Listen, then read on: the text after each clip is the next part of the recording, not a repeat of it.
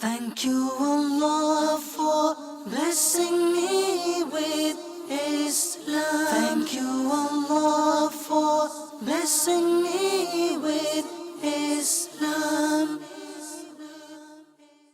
Alhamdulillahi Rabbil Alameen, wassalatu wassalamu ala Sayyidil Mursaleen, amma ba'd, fa'a'udhu billahi minash shaitanir rajeem, bismillahir rahmanir rahim, as-salatu wassalamu alayka ya Rasulallah, wa ala alika wa ashabika ya Habiballah, as-salatu wassalamu alayka ya Nabiyallah, wa ala alika wa ashabika ya Nurallah. My dear viewers of Madani channel, welcome back to Learn Your Faith series. Currently, we are discussing some of the challenges that new Muslims face today worldwide. As soon as one embraces Islam, he, she, or it could be yourself, may go through a lot of struggle, pain and hardship, such as rejection from family and friends, the community, getting married, problems with existing marriage, expressing your Muslim identity, difficulties in changing lifestyles, and something very important. Well, today, that's the topic that we want to discuss. But before that, let's see who has come and joined us in the studio. Subhanallah, we have Brother Yusuf, who has joined us all the way from London. Assalamu alaikum wa rahmatullahi wa barakatuh. Wa alaikum assalam wa rahmatullahi wa barakatuh. MashaAllah, nice to see you, Brother Yusuf. Jazakallah khairah for coming. Alhamdulillahi Rabbil Alameen. Jazakallah for having me here. MashaAllah, how are you today? Alhamdulillahi Rabbil Alameen. MashaAllah, MashaAllah. Inshallah, we will have some beautiful words we will hear from Brother Yusuf. If you turn next to him, we have Brother Bilal, who has come all the way from Doncaster. Assalamu alaikum wa rahmatullahi wa barakatuh. Wa alaikum salam wa rahmatullahi wa barakatuh. How are you doing, Brother Bilal? Alhamdulillah, I'm so happy to be here. MashaAllah. How's your health? Alhamdulillah, I can see, I can speak, I can hear. Allahu Akbar. Alhamdulillah. May Allah keep you safe and protected and give you a long and healthy life, inshallah. Inshallah. Thank you for coming. We have Brother Noor, as usual. MashaAllah. Brother Noor, how are you doing? Assalamu alaikum wa rahmatullahi wa barakatuh. Wa alaikum salam. Alhamdulillah, I'm feeling very good. Glad to be here and to get on with this beautiful program. Subhanallah. It looks like Brother Noor is all energetic today. MashaAllah. That's nice to hear. That's good. So you'll have plenty to hear from Brother Noor, inshallah. Today, we have an important topic to discuss. And if I was to say, this is where the majority of the issues rely or depend on. And that is the struggle that a revert, a new Muslim will have in learning Islamic knowledge. As soon as he embraces Islam, it's like he's a newborn baby. There's no doubt the blessings that he gets, his previous sins are washed away, and all the good things that he did in previous life, all of them will be counted. However, from the application of life, of the journey as a Muslim, he is like a newborn baby. He knows the fundamentals, just the outer shell, which is he has the belief. Now he's rejected the previous religion, the previous beliefs, and he has embraced the faith in Allah Almighty. He has accepted Prophet Muhammad, peace and blessings be upon him, as the messenger of Allah and as the final messenger of the Creator. But the journey of knowledge is an ongoing process. And as a Muslim, there's so many things that he will have to, abide, he will have to follow. There's do's and don'ts. And without learning Islamic knowledge, this individual will be very confused. He'll get stuck on. And today, we want to talk on some important topics that these individuals normally struggle, and maybe if you brothers and all of us together, we can possibly give some solutions as well. First of all, when this individual embraces Islam, he's embraced Islam, but it is important for him to understand the Islamic faith in detail. There may be certain things in his previous, life, as in, before he embraced Islam, that there were certain things in his faith. For example, the faith in the Creator. There were certain images that he had, and sometimes after embracing Islam, he may uphold those incidents or those stories as well. He might have them, and he might have respect for them things. And it's important, for example, someone who believed in multi-gods and now has embraced Islam. And if he still has that concept of it, he looks at certain things and he says, that's God as well. That's totally against the basic principles of Islam. Similarly, if he has, if he believed that, he gave a direction to the Creator. For example, Creator, Allah or the Creator, He's up there. If he had that concept before embracing Islam, if he doesn't study the chapter properly, there's a chance that he might still have those same beliefs. So it's very important. So, Brother Yusuf or Brother Bilal, what do you think? Is that a struggle that a revert will have to understand and to have that same Islamic belief system compared to the things that he used to believe before? Does he struggle, or is that the thing of the past and he doesn't have that as an issue? It depends upon the strength of the revert's belief in the religion that he has embraced. Obviously, before him embracing Islam, a revert will do research into the basic principles of Islam, the history of Islam. Upon his research, he will then make his decision whether to revert to Islam or to remain with his previous religion. So when someone reverts to Islam with very, very strong convictions, very strong iman, then although there are the past chapter of their life, they're now entering, like you mentioned, they're like a newborn baby, and all of the previous sins are forgiven. But we must remember that that does not stop us from remembering what we did prior to reverting to Islam. And we must try, if these past ideas and beliefs contradict Islam, then we've got to try very strongly to close these past beliefs off once and for all and totally embrace the religion of Islam, what we have embraced, and to try to follow it to the best of our ability.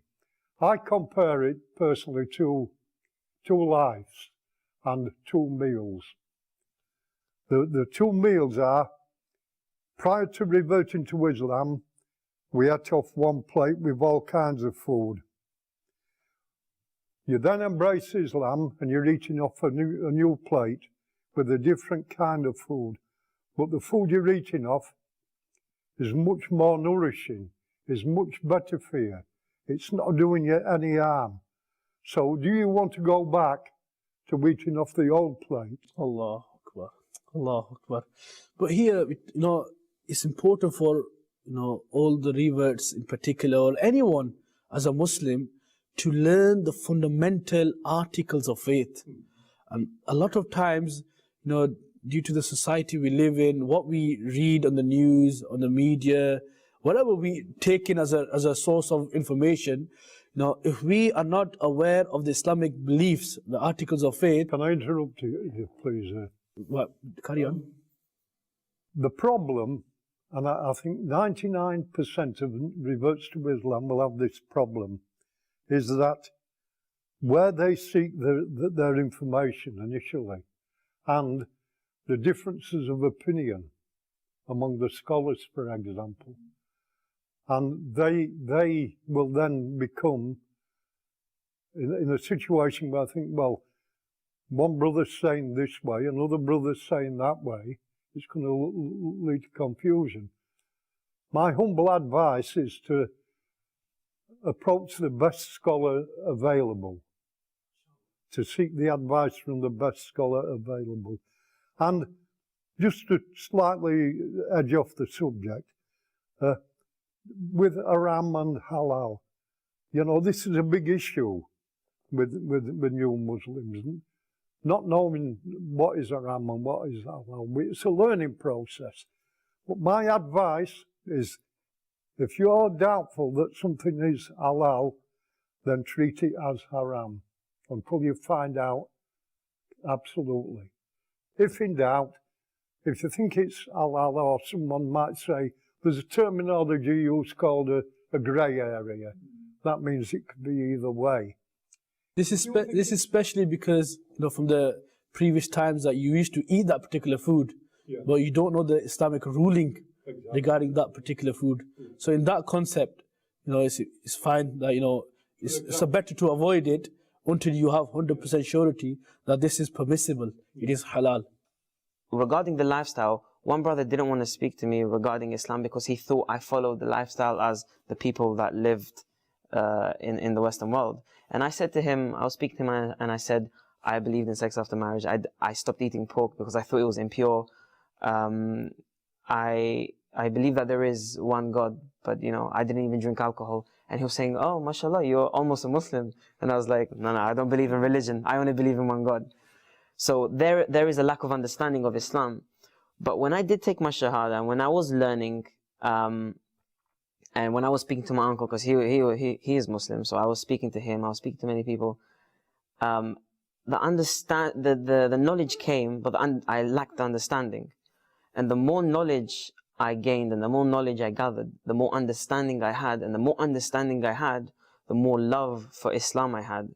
And the more love for Islam I had, the more I got devoted to this way of life. Allahu Akbar. Brother Noor is here as well.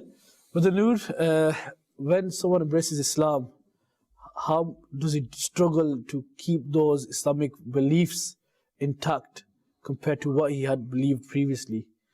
Well, for me, when I became Muslim, I'd already studied Islam many years before that and lived with Muslims when I was as a missionary in Africa, when I was a priest. The time that I did become Muslim was a time when I had been sick and I was struggling in faith in a God, in the Christian faith. I was struggling at that time because the way people have treated me, which was a difficulty. But suddenly, when I was working on this with Muslims within the community where I was living, trying to prevent any racial difficulties within the community, suddenly when I was working with these people, I realized one day that after I retired as a priest, I said that I would become Muslim, and that was it.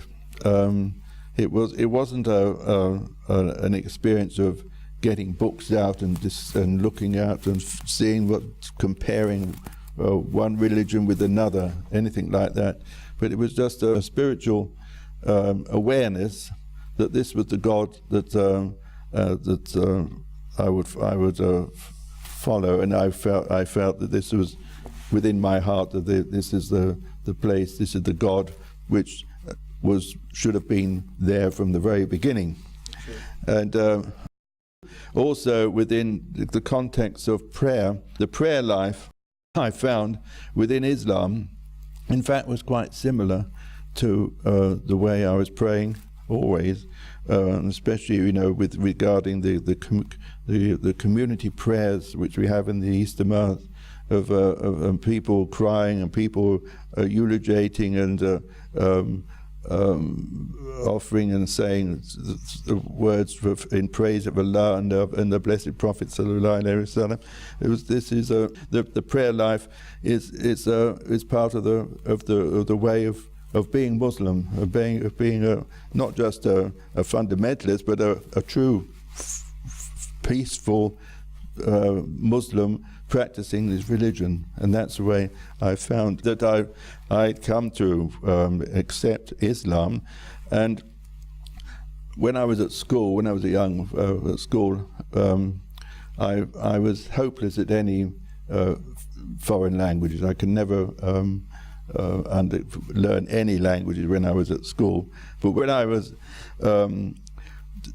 working in Africa, I had to learn Swahili, which I found I found easy, and that was the first time I'd ever learned a foreign language properly. So when I came to Islam, learning Arabic wasn't a drag, a hardship, because it's an excitement, because you've got to learn communication. And communication is the essence of all religions. That if you can't communicate properly, then people can't understand what you're talking about, or you can't communicate what your religion is about. So the understanding of learning a new language was exciting, the same as it was when I went out into Tanzania having to learn Swahili. And so that was another emphasis on Islam, in my case, and also the learning of the prayer.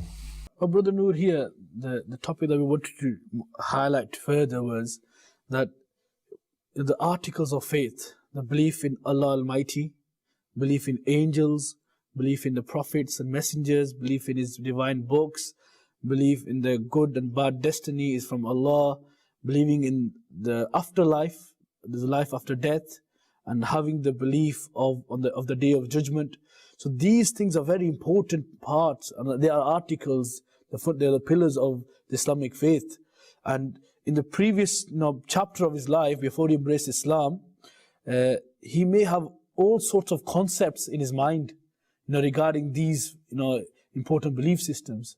And for example, angels, some people have a concept of like a fairy, flying over, and that's not the Islamic concept. Or like a human with wings. With wings, yeah. And it's important for us, once we embrace Islam, we have to study them properly. Although we've embraced Islam, we made the entry, which was the major part. You made it, but I really recommend our revert brothers and sisters out there, even those, who are Muslims and they don't understand these things properly, you have not studied them, in detail, please, come forward and study these chapters in detail, understand the fundamental belief system of Islam, so that, if anyone else tells you something, and that may contradict to the teachings of Islam, and you don't want to be sitting in that gathering and making a joke after it. Now, someone could be sitting there and making a joke of the life after death. Sometimes they say anything, and if he's a Muslim and he understands the belief system after death, he won't make a joke of it. Yeah? It's a severe, so it's very important. So I really recommend, if those individuals who want to study the chapter of Islamic beliefs, I want to recommend you a book which is a masterpiece on this chapter, the Welcome to Islam. You can download this from our website, www.dawatislami.net. Go to the book section and write Welcome to Islam. And inshallah, you should be able to download it in PDF. You can visit our bookshops, Maktabatul Madina, in your locality, if it's available, in any of our centers around the world. Visit them and look for that book, Welcome to Islam, and study that in detail. Again, one is sitting at home and studying. What the other is, you study with a teacher. And I think especially the Islamic beliefs, it is important to study with a teacher, who has a sound knowledge, who is strong in his own understanding. And if you sit with him and you learn the basics, because when you read the book yourself, a lot of other questions will arise, they'll come up to your mind. And Shaitan will play with those questions. Yes. Because it happens where I was reading the book, for example, even for Muslims themselves, that don't have much knowledge, because there are Muslims that have grown into Islam, are born into Islam, but they don't have much knowledge. And it will be a good book for them to read as well, just to refresh the kind of beliefs and things like that. Some people have a concept, whoever's nice, who's pious person, they'll call him a prophet. And this is a concept out of Islam. I've seen myself in talking with people. And they say, oh, this person was a prophet, this person was a prophet, oh, this guy, his prophecy was great, all this. And in Islam, we believe in the prophets. There were so many prophets came to the earth to guide the mankind. And Prophet Muhammad, peace and blessings be upon him, is the final messenger. And there's no prophet that will come after him. In the end times, Prophet Isa, Jesus, peace and blessings be upon him, will come back. Well, that will be returning. He won't be, as a new person. When Prophet Isa, Jesus, peace be upon him, when he comes to the world, and he will live his life here, and he will preach the teachings of Prophet Muhammad, peace be upon him. And see, these are important parts of our faith, and it's very important to really sit down on one-to-one basis or have a class with someone who has good Islamic knowledge, ideally an Islamic scholar. Sit down with them and study this chapter, inshallah. Another important part that I really want to touch upon today is when an individual embraces Islam, especially if he's an adult, then as a Muslim, we have an obligation to pray 5 times a day. So as soon as he embraces Islam and his intellect is sound with him, he's healthy, there's no any other issue stopping him, he has to pray 5 times a day. So as soon as he embraces Islam, that obligation will start on him, will apply on him. So reading 5 times a day, right from the word go, it's not easy. It's a challenge. And something that he probably didn't even think. Yeah, it's something that he did not come to his mind before embracing Islam. So I want you to, shed some light on this. What goes through that person's mind, as soon as he embraces Islam and he finds out how to pray 5 times a day? It's a new thing. I don't know how to explain it. It's kind of, you were following a certain schedule throughout your life before you came to Islam, and you were not praying, you were not waking up for Fajr. You didn't have to check the time all the time because, it's going to be Asr in 20 minutes or something like that. But when the person comes to Islam, it's a whole new thing for them. And sometimes it can be very difficult because they don't know how to pray. They don't know the importance of prayer. And they don't submit themselves fully in the beginning. They think, I've become a Muslim, that's enough. But the prayer is very, very important. Brother Bilal? Lack of knowledge will only be overcome by seeking knowledge. There are difficulties in reading prayer 5 times a day if we realize that initially Allah Almighty wanted us to read 50 times a day. Allah. If we learn this lesson, then surely we should overcome the difficulty of having to read 5 times a day. I'd like to go on to further points, if I may. The seeking of knowledge. In my humble opinion, again, the direct and best knowledge is the Quran. That is the best source of knowledge. And I would strongly recommend a translation of the Quran called Kanzul Iman. And the seeking of knowledge. I mentioned earlier about seeking the advice of good scholars. In my experience from day one, the best advice I have received and the most knowledgeable and sincere advice I have received has been from the Brothers of Dawat Islami, the non-political organization. These brothers spend 24/7 trying to rectify themselves and the rest of mankind. And these brothers are full of knowledge. So I strongly recommend any revert to Islam to get in touch with Dawat Islami as soon as they possibly can to seek the knowledge. I would like to finish by saying that the human race, regardless of religion, regardless of nationality, in their life they like perfection. They want a perfect car, they want a perfect job, a perfect house, a perfect wife, a perfect husband. I would like to say this. Islam is perfection. Perfection is Islam. Allahu Akbar, Allahu Akbar. The day someone embraces Islam, on his day one, you know, if you were his mentor and you're telling him it's prayer time now, let's go and perform ablution, how would you say that to him? How would you put that to him? That, you know, he's someone who's never had a concept of ablution, especially before ablution, going to the toilet and relieving himself, then cleaning himself, and especially as a Muslim, we clean with water as well. And that whole concept, how would you explain to him? Sorry, brother. We have to come straight to the point and tell the brothers what is required, what needs cleaning, what wuzu is for, why we do wuzu. Do we want to appear before our Lord and Creator in an unclean state? Brother Bilal, look, how would you actually say to him if someone was here who's just embraced Islam and it's prayer time? I would say to him, before you read your prayer, you need to be in a state of purity and cleanliness. You're appearing before your Lord and Creator. And the moment you take out from other activities for prayer is precious time. Not only do you want to be pure and clean in your body, your clothing, and the place where you're offering this prayer, you need to be clean there. And I'll then go on to explain why we wash certain parts. The parts that we wash are mostly the parts that are exposed to the elements. So they are the parts that are more likely to become dirty. Water is pure, and with purity, you become pure as well. If you think about just the science, firstly, we do everything in Islam because Allah orders us to do it.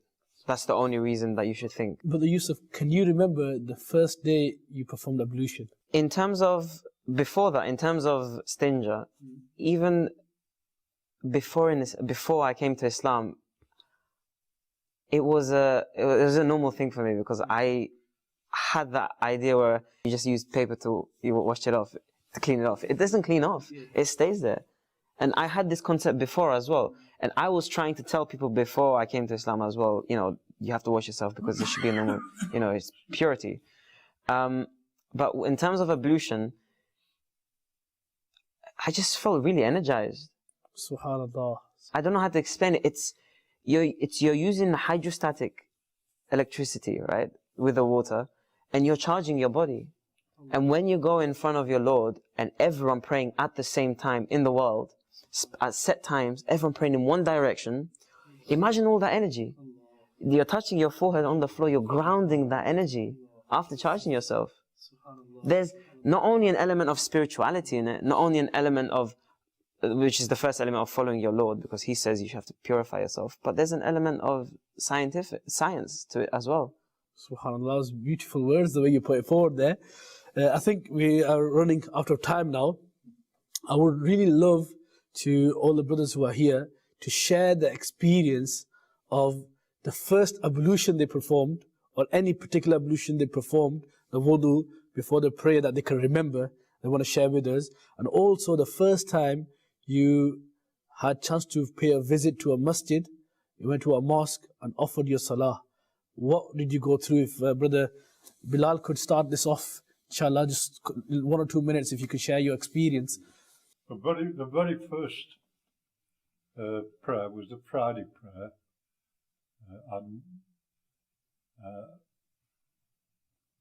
I knew a little about ablution. I was mainly concerned more of reading the prayer correctly and not making a fool of myself in the masjid.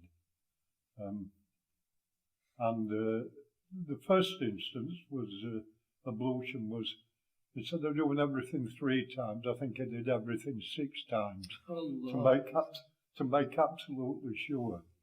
So you know, but afterwards, obviously, it's like learning to walk.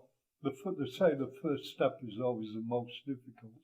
But once you take that first step, alhamdulillah, then you become more experienced. And now, alhamdulillah, I take great pleasure at the masjid in teaching the young ones how to do wuzu correctly. Subhanallah, subhanallah, subhanallah. It's great to hear that. Brother Noor, can you remember any of the experience that you had? I think the first time I was doing wudu, you become a little bit embarrassed when you're going to do the wudu kana for the first time, because you feel that you might do things wrong, and there'll be people watching you, and you wonder what people were going to say. But I was very lucky that the brother taught me how to do the wudu before I went into the masjid. They taught me at home, and then so that when I went to the mosque for the first time, it became easier. The first time I went to pray in the Fazani Medina was the day after I became Muslim, and that was the day I've never looked back after that, because that was the day when I became a murid of Amir Sunnat as well. Subhanallah. So that gave me strength in all my activities as a Muslim, and from that day I was studying the Quran, studying of the Arabic language and all the beliefs in Islam, by going there every day from Zohr namaz until the time of Asr namaz every day for about 6 months. It took me about 6 months to learn to pray, to actually be able to recite the prayer properly without the help of anybody else. And so that was the step forward. But I think for doing ablution, there is some kind of nervousness of doing it for the first time. The same with when you're going on your own into the mosque for the first time. You're wondering what people are going to say, especially if people say nothing to you. It can be a bit embarrassing. But if you have your faith in Allah Azza wa Jal and His blessed Prophet Sallallahu Alaihi Wasallam, there's no turning back and straight there to the finishing line. Allahu Akbar, subhanallah. I think I want to summarize a few important points with regards to offering the worship. So, as a revert, it is important that we understand the concept of purity. From the moment that you go to the toilet, you relieve yourself, you clean yourself, and then the ablution itself. On this, there's one particular booklet. It's a masterpiece written by one of the great scholars of our time, Maulana Ilyas Qadri, may Allah preserve him. The book is called The Method of Istinja.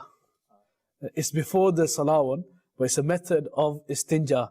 You should be able to find this available online as well, and if you go to any of the bookshops of Dawat Islam, you'll find them there as well. But please study that chapter, Method of Istinja, in detail, and it'll give you the importance of cleaning yourself, why we do it, and the whole method itself. Because the method and the style of cleaning, say 100 years or centuries back, was different to the method and style of cleaning yourself now. And it will give you the background as well, the history of it as well. And as a whole thing, it's beautiful to study that chapter. And also, then it is important for us to learn how to offer prayer in the Arabic. So be able to recite the salah, the worship in the Arabic is very important, and it's something that we have to do. And then also at the same time, we should try to have one-to-one tuition or a Quran class where we can learn how to read Quran in the Arabic language. And this is a key thing. We have to be able to do this. It will take time. It's nothing that you'll be able to do over 2-3 weeks or a month. It could take you several months, it could take you a year or so. But it's important that you have something in place where you are studying the Islamic knowledge and the basics of Salah, and also the theory and the practical of Salah. These are key things that you will need to do and learn them in detail so that you can enhance and beautify your own prayer. One of the easy route to get your prayer on track is that learn the basics of ablution, and then try your best to pray behind the Imam in your local masjid. Okay, read behind the Imam who has good recitation. If you could do that, at least your major part of the prayer, the fard actions, they will be counted, because you're doing it behind the Imam. So if you have any minor mistakes, inshallah, they will be covered. So, and also have one person as a mentor, as a tutor, a one-to-one relation that you can have with him, so he can help you and assist you on daily basis. Whenever you have questions, you go back to the same person, and he will know your speed of taking things in. Sometimes, if you have too many teachers, that becomes difficult as well. We're talking about lack of Islamic education. Sometimes you have too much information. One person telling you one thing, second person telling you the next, third person comes and you're telling you the third thing. And they are all important, but are you as an individual ready for them to take in? So sometimes too much information all at once is harmful as well, and it pushes people away. So if you have one person as a mentor, and it becomes a lot easier because he will work according to your pace.